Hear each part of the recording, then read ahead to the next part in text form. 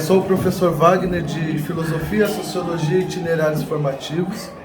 Vamos fazer a devolutiva do itinerário Sociologia da Diferença. Aqui é a turma do primeiro ano do ensino médio. Boa apresentação. Os marcadores sociais, eles desempenham um papel muito importante na nossa sociedade. Os marcadores podem levar à discriminação, ao preconceito e à desigualdade. Com o passar do tempo, a gente vê que a tecnologia e a política estão cada vez mais ligadas. Então, a política e a tecnologia, elas têm acesso à informação e elas que disseminam a informação, no caso a tecnologia. A relação de tecnologia e política pode ser tanto positiva quanto negativa. O dever da família, da comunidade, da sociedade em geral e do poder público assegurar em absoluta prioridade a efetivação dos direitos referentes à vida, à saúde, à alimentação, à educação, ao esporte, ao lazer, à profissionalização, cultura, à dignidade, ao respeito, à liberdade e à convivência familiar e comunitária. Então, basicamente, é dever desse estatuto proteger os direitos das crianças e dos adolescentes. E a tecnologia ajuda nisso, ela ajuda, como a internet é muito vasta hoje em dia, a gente pode colocar que a tecnologia ela ajuda nessa questão da antidisseminação de informações falsas, de fake news e também até mesmo de exploração infantil, que é uma coisa que infelizmente acontece em muitos lugares. As desigualdades sociais é um problema que ocorre quando algumas pessoas têm mais acesso a recursos e oportunidades mais do que as outras. Essa desigualdade ela se manifesta de várias formas, como na renda das pessoas, na educação, na saúde e poderes políticos. Para combater essa desigualdade, poderíamos tentar políticas públicas efetivas. No nosso querido segundo ano do ensino médio, onde iremos apresentar a devolutiva do itinerário Sociologia da Diferença.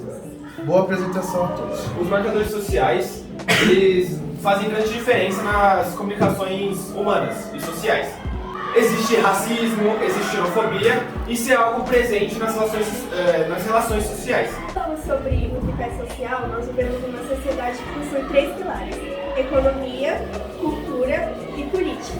E é basicamente um triângulo, e um depende do outro para funcionar. Ou seja, para a nossa economia funcionar, nós precisamos de políticos competentes e vice-versa. E para termos economia, precisamos de um sistema cultural que funcione para todas as classes sociais. E quando falamos sobre racismo ambiental também é importante citar o privilégio, né? Porque além dessa falta de estrutura que as pessoas periféricas possuem, elas também possuem a falta de lazer.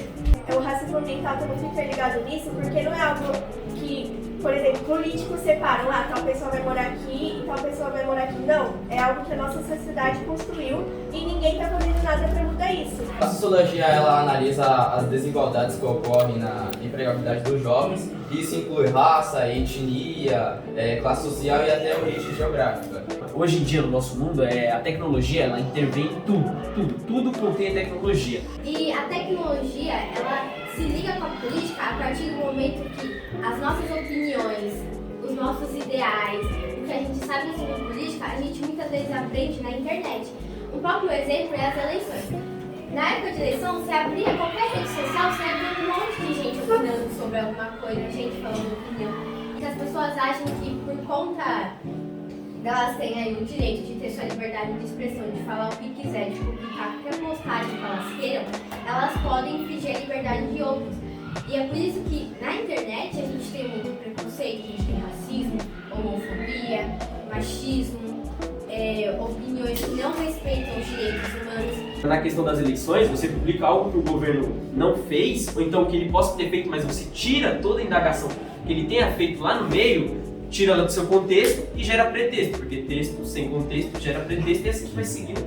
Dados do IBGE de 2014 mostram que 78% da população brasileira, que são pessoas pobres, são pessoas negras. E essas pessoas vivem em locais que são, como eu disse, carentes e são locais sem investimento de governo e que são menosprezados pelos governantes. Basicamente, a alteridade seria a capacidade de você reconhecer e entender as diversidades sociais. Então, por exemplo, quando você pega a alteridade interligando com o tema meio ambiente, muitos povos, muitas culturas têm o lar, eu vou usar o termo lar porque casa eu acho que é uma coisa mais rica, tipo, eu moro na minha casa, mas lar tem um sentimento também de pertencer. Então, muitos desses povos têm o lar como a natureza. Então, o desmatamento e a extração de recursos desses lugares são extremamente prejudiciais para povos que têm a natureza como os lares dele. Mais da metade do Brasil é negro. Então, quando você pega uma área, por exemplo, um Maia aqui de Guarulhos, é uma área de classe média alta. Quantos negros, tipo, se mais da metade do Brasil é negro, pelo menos de 10, 6 deveriam ser negros. Só que não é isso que acontece, porque nessas áreas mais ricas, a gente tem uma maior predominação de pessoas brancas, o que também está interligado com a alteridade e com a sociologia da diferença, porque a gente vê essa carência com pessoas negras, a gente vê essa carência com pessoas de baixa renda e deveria ser um problema que não deveria existir. Resumindo a alteridade, consiste que nós somos totalmente diferentes um do outro, só que nós somos tratados com um ideal de igualdade. Como assim? Todos nós somos seres humanos. A partir disso, a gente tem o consenso de sempre nós devemos respeitar as nossas diferenças e agir disso em comum. Um exemplo, vou começar na segurança. Para a gente promover a segurança relacionada à alteridade, seria no sentido de a gente tem que respeitar as regras dos locais públicos, focar que a segurança não é algo individual, mas sim um grupo. Se divertir é muito diferente para uma criança da comunidade e para uma criança que, sei lá, mora no condomínio em Alphaville.